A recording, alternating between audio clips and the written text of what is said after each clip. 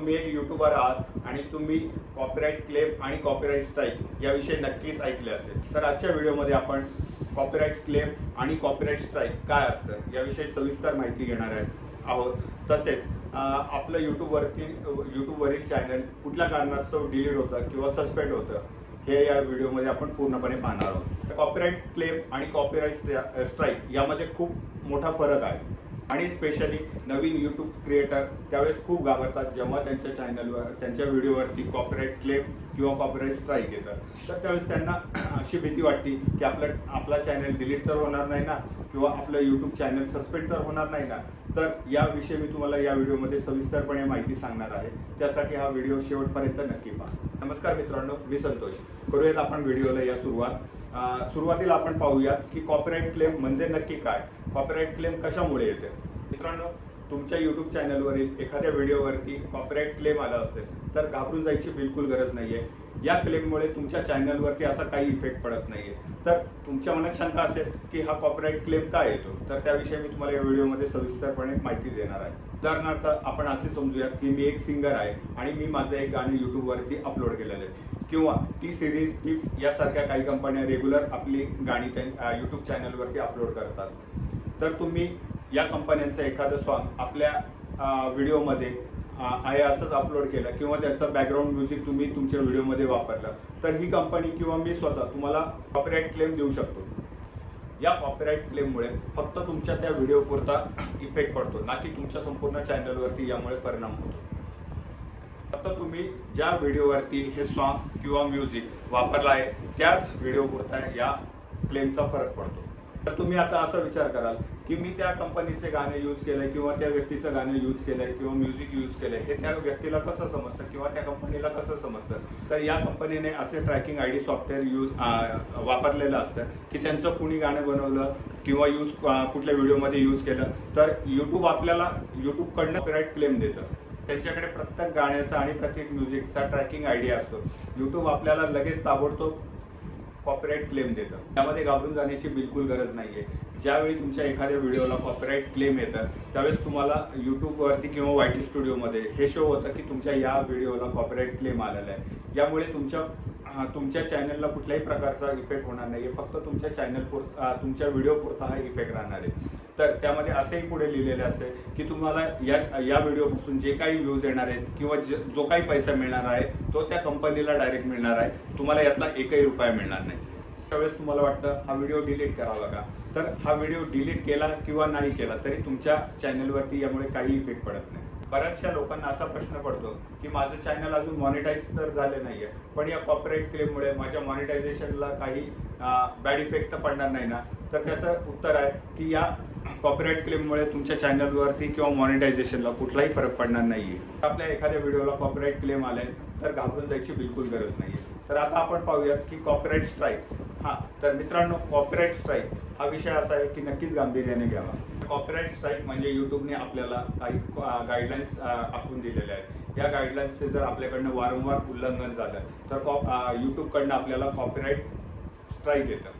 तर अशा प्रकारे आपण स्क्रीनवरती पाहू शकताय की तुम्हाला स्क्रीनवरती दिसत असेल की अशा प्रकारे आपल्याला एक मेल येते. यावरती लिहिलेलं असं तुमच्या या चॅनलला अशी स्ट्राईक आलेली आहे, अशा व्हिडिओला स्ट्राईक आलेली आहे. सुरुवातीला आपण पाहूयात कॉपीराइट स्ट्राईक म्हणजे काय.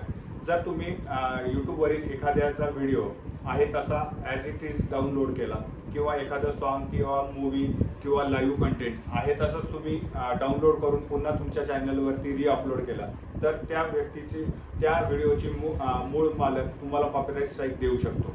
जर तुम्ही एखाद्या व्यक्तीचा आहे असाच व्हिडिओ तुमच्या यूट्यूब चॅनलवरती अपलोड केला किंवा एखाद्या व्यक्तीचा फोटो त्याच्या बिना परमिशन तुम्ही त्याची पूर्ण माहिती एखाद्या आधार कार्ड पॅन कार्ड जर आहे असं तुम्ही तुमच्या व्हिडिओवरती अपलोड केलं तर ती व्यक्ती तुम्हाला तुमच्या चॅनलवरती कॉपीराइट स्ट्राईक देऊ शकते.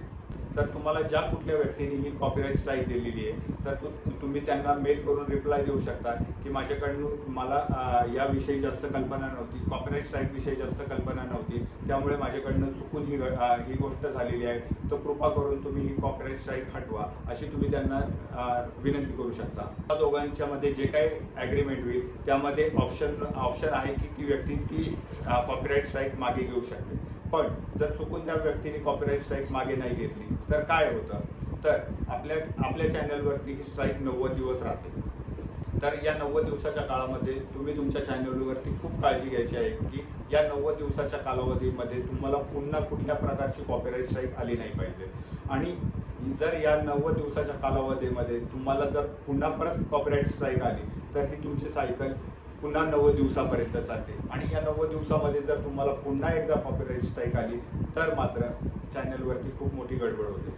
अशा प्रकारे तुम्हाला जर लागोपाठ 3 कॉपीराईट स्ट्राईक आल्या, तुमच्या चॅनलवरती 3 कॉपीराईट स्ट्राईक आल्या, तर यूट्यूब तुम्हाला कुठलीही पूर्वकल्पना न देता तुमचं चॅनल डायरेक्ट डिलीट करतं. जर सुरुवातीला पहिल्यांदाच तुमच्या चॅनलवरती कॉपीराईट स्ट्राईक आली आहे आणि तुम्ही जर 90 दिवस खूप काळजी घेतली, या 90 दिवसांमध्ये तुमच्या चॅनलवरती कुठल्याही प्रकारची पुन्हा स्ट्राईक आली नाही, तर ही स्ट्राईक यूट्यूबवरती ऑटोमॅटिकपणे हटवली जाते. 90 दिवसानंतर हटवली जाते. मित्रांनो, तुमच्या मनात असे येईल की कोणी आपल्याला फेक स्ट्राईक तर देत नाहीये ना, तर तुम्ही तुमच्या एखाद्या व्हिडिओला जर तुमच्या स्ट्राईक आलेली आहे, ती फेक स्ट्राईक आहे, पण तुम्ही वरीलप्रमाणे तुमच्या या व्हिडिओमध्ये कुठल्याही प्रकारचं असं काही काम केलेलं नाही आहे की ज्यामुळे तुम्हाला स्ट्राईक यावी, तर तुम्ही अशा वेळेस यूट्यूबला मेल करून हा प्रकार निदर्शनात आणून देऊ शकता की तुम्ही तुमच्या व्हिडिओमध्ये असे कुठल्याही प्रकारचे काम केलेलं नाही आहे की ज्यामुळे तुम्हाला स्ट्राईक यावी. किंवा तुम्ही यूट्यूबला अशी विनंती करू शकता की मला माहीत नसल्या कारणास्तव माझ्याकडनं ही गोष्ट चुकून झालेली आहे, तर तुम्ही ही स्ट्राईक मागे घ्यावी. तर यूट्यूब ती स्ट्राईक मागे सुद्धा घेते. जर तुम्हाला या गोष्टीची माहिती नाही आहे, तुम्ही एखाद्या व्यक्तीचा चुकून व्हिडिओ डाउनलोड केला किंवा एखाद्या व्यक्तीचा फोटो किंवा थंबलाईन एखाद्या व्हिडिओचं थंबलाईन तुमच्या यूट्यूब चॅनलवरती अपलोड केलेला आहे, तर त्या व्यक्तीने तुम्हाला कॉपीराईट स्ट्राईक दिलेली आहे, तर ही स्ट्राईक तुमच्या चॅनलवरती 90 दिवस राहते. तर या 90 दिवसांमध्ये आपण खूप काळजीपूर्वक काम करायचं आहे की आपल्या चॅनलवरती पुन्हा कुठल्याही प्रकारची स्ट्राईक नाही आली पाहिजे. 90 दिवसानंतर ही स्ट्राईक आपोआप तुमच्या चॅनलवरून हटून जाते आणि तुम्ही फ्रीली यूट्यूबवरती तुमचं काम करू शकता. मित्रांनो, यावरती सुद्धा तुम्ही असा विचार करा की ज्या व्हिडिओवरती मला कॉपीराईट स्ट्राईक आली आहे, तो व्हिडिओ जर मी डिलीट केला तर माझ्या चॅनलवरील कॉपीराईट स्ट्राईक हटेल ना, तर तसं नाही आहे मित्रांनो. तुम्ही जरी तो चॅनलवरील तुमचा तो व्हिडिओ जरी डिलीट केला तरी ही कॉपीराईट स्ट्राईक तुमच्या संपूर्ण चॅनलला आलेली आहे. त्याच्यामुळे तुम्ही व्हिडिओ जरी डिलीट केला, अनलिस्टेड केला, तरी सुद्धा ती कॉपीराईट स्ट्राईक 90 दिवसासाठी राहणार आहे. आता पुढचा विषय, चॅनल डिलीट केव्हा होतं किंवा चॅनल टर्मिनेट केव्हा होतं. यूट्यूबच्या ज्या काही गाईडलाईन्स आहेत त्याच्या विरोधात आपण काम केलंय किंवा त्याच्या विरोधात आपण व्हिडिओ बनवले, जसे की झटपट पैसा कमवणे, याची जाहिरात करणे, किंवा गॅम्बलिंगचे काही ॲप आहेत जसे की Dream11, रमी सर्कल, अशा गोष्टींचे आपण आपल्या चॅनलवरती व्हिडिओ बनवून अपलोड केले. किंवा यूट्यूब म्हणतं की हिंसेचे, मारामारीचे कुठले व्हिडिओ आपल्या यूट्यूब चॅनलवरती टाकू नका. असे व्हिडिओ जर आपण आपल्या चॅनलवरती टाकत असेल तर आपलं चॅनल नक्कीच डिलीट होतं.